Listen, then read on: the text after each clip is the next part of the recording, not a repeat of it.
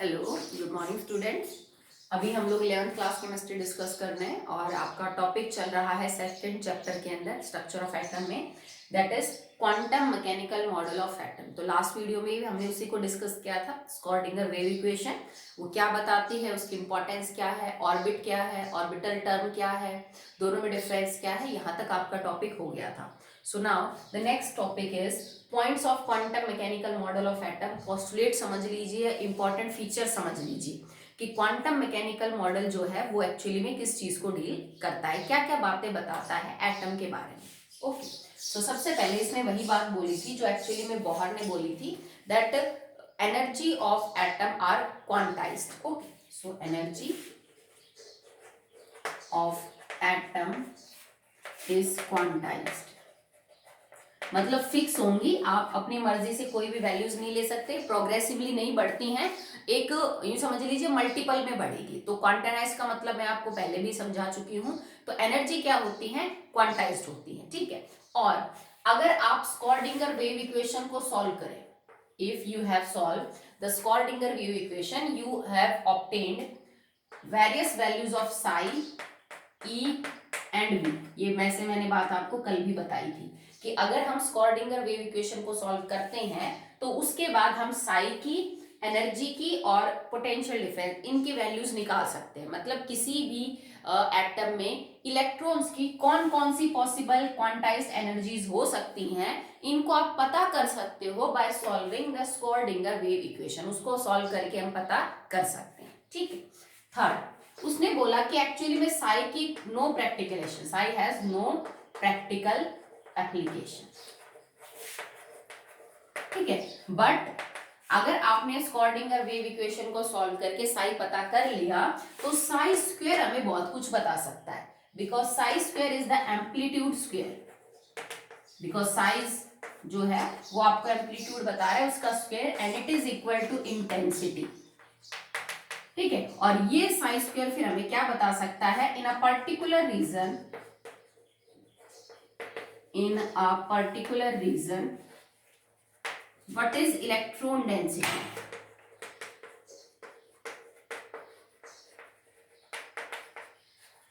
in a particular region what is the electron density, that can be told by using psi square value. So psi square can tell us that what is the electron density in a particular direction, x axis हो, y axis हो, z axis हो, किसी भी direction में किसी भी particular axis के ऊपर साई स्क्वायर की वैल्यू निकाल के, मतलब साई की वैल्यू निकाल के स्क्वायर करके आप ये बता सकते हो कि उस पर्टिकुलर रीजन में इलेक्ट्रॉन डेंसिटी कितनी है, ठीक है। तो साई स्क्वायर की इंपॉर्टेंस मैंने आपको कल भी समझाई थी। Next, because an atom has या फिर an electron has different values of Sai, भाई एक ही इलेक्ट्रॉन के लिए अलग अलग वैल्यू हो सकती है साई के अलग अलग डायरेक्शन में। तो इसका मतलब इलेक्ट्रॉन और साई, हमें एक्चुअली में साई से साई स्क्वायर करके हमें क्या पता चल जाता है, इलेक्ट्रॉन डेंसिटी के बारे में, ठीक है। और मैंने कल बोला था कि इलेक्ट्रॉन डेंसिटी किसी रीजन में क्या है, उस जगह को हम ऑर्बिटल का नाम देते हैं। भाई वो जगह जिसके अंदर इलेक्ट्रॉन के पाए जाने की संभावना 90% से ऊपर है, उस जगह को हमने ऑर्बिटल का नाम दिया था। मतलब इलेक्ट्रॉन डेंसिटी जिस जगह में है वो ऑर्बिटल है। तो क्योंकि इलेक्ट्रॉन के अंदर डिफरेंट वैल्यू ऑफ साई है, तो मतलब डिफरेंट रीजन्स में इलेक्ट्रॉन डेंसिटी है और डिफरेंट डिफरेंट ऑर्बिटल्स हैं। तो किसी भी इलेक्ट्रॉन का एक ऑर्बिटल नहीं होता, उसके कई सारे ऑर्बिटल होते हैं, ठीक है। एटम का अगर मैं एग्जैक्ट बोलूं तो एक एटम का बहुत सारे ऑर्बिटल्स हो सकते हैं। क्यों? क्योंकि किसी एक एटम के लिए अलग अलग साई की वैल्यू हो सकती है, और अलग अलग साई की वैल्यू होने का मतलब है अलग अलग ऑर्बिटल का होना। ओके, नेक्स्ट देखिए फिफ्थ, अगर आप बात करें साई की तो ये तुम्हें किसी भी इलेक्ट्रॉन की कंप्लीट इंफॉर्मेशन दे सकता है। Sai can give the complete information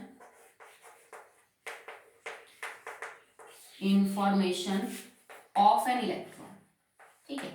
किसी भी इलेक्ट्रॉन के बारे में अगर आपको कुछ भी पता करना है, सब कुछ, वो कहाँ लोकेटेड है, कौन सा ऑर्बिटल है, कौन सी शेल है, क्या एनर्जी है, क्या उसके रेडियस है, साइज है, सब कुछ आप पता कर सकते हो बाय यूजिंग साई। ये आपको कंप्लीट इंफॉर्मेशन दे देगा किसी भी इलेक्ट्रॉन के बारे में। Okay, so these are the main features of quantum mechanical model of atom. ज्यादातर फीचर हम कल जब मैंने आपको समझाया था स्क्रॉडिंगर वेव इक्वेशन में कि साई क्या है, तो मैं आपको ऑलरेडी बता भी चुकी थी कि इससे आप ये चीजें जो है वो पता कर सकते हैं। ओके, नेक्स्ट देखिए, जब हमने स्क्रॉडिंगर वेव इक्वेशन को हाइड्रोजन एटम के लिए सॉल्व किया, क्योंकि बेटा सबसे सिंपल वही पड़ता है, उसमें एक ही इलेक्ट्रॉन है। So when we solve Schrodinger wave equation for hydrogen atoms, तो हमारे पास कुछ वैल्यूज निकल के आई एनर्जीज की, ठीक है। When we solve Schrodinger wave equation for hydrogen atom, ठीक है, तो अगर आप उस इक्वेशन को सॉल्व करोगे तो आपके पास डिफरेंट वैल्यूज होंगी ऑफ साई, ऑफ एनर्जी, ठीक है। तो जब हाइड्रोजन के लिए सॉल्व किया गया और स्क्रॉडिंगर वेव इक्वेशन के बाद जो एनर्जीज की वैल्यू निकल के आई, the values of energies are called as eigens, ठीक है। ये नई टर्म मतलब नाम है एक्चुअली में, अभी सिर्फ आप इसको याद ही कर लीजिए, आर नोन एज आइजन्स वैल्यू या फिर आइजन वैल्यू, ठीक है। तो वेव स्क्रॉडिंगर वेव इक्वेशन को सॉल्व करने के बाद जो हाइड्रोजन एटम के लिए एनर्जीज की वैल्यू आई, उनको हम आइजन्स वैल्यू बोलते हैं। और इन आइजन वैल्यूज के लिए जो साई की वैल्यू है, भाई मतलब तुमने एनर्जी निकाली तो उस इक्वेशन में उस टाइम साई की कोई वैल्यू होगी, तो इन एनर्जीज को निकालते वक्त जो साई की वैल्यू है उन्हें हम आइजन फंक्शन बोलते हैं। These are known as eigen function. Okay, ठीक है। और आइजन वैल्यू आपको पता चल गया, आइजन फंक्शन आपको पता चल गए, आइजन फंक्शन से आप उसका स्क्वायर कर लेंगे, ठीक है। आपको इलेक्ट्रॉन डेंसिटी के बारे में पता चल जाएगा, आप उसके बाद ऑर्बिटल का पता लगा लेंगे, और फिर आप कह सकते हैं कि किसी भी टाइम इलेक्ट्रॉन के होने की जो संभावना है वो किसी भी एक्सिस के अंदर कितनी जो है वो हो सकती है। Okay, so that will be all in the quantum mechanical model of atom. उसका जो थ्योरेटिकल पोर्शन था, बेसिक इंट्रोडक्टरी पार्ट था, वो हम कर चुके हैं। ओके, सो नेक्स्ट वीडियो के अंदर बेटा जो आपका अगला टॉपिक स्टार्ट होगा, that will be like quantum number. तो बिफोर वी स्टार्ट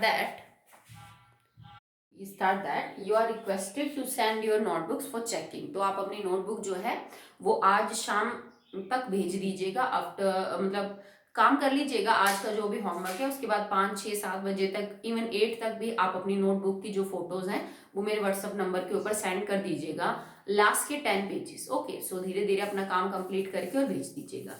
तो इस वीडियो में इतना ही करते हैं। नेक्स्ट आपका थोड़ा बड़ा टॉपिक है तो उसको सेपरेट वीडियो में स्टडी करते हैं, that is quantum numbers. Okay.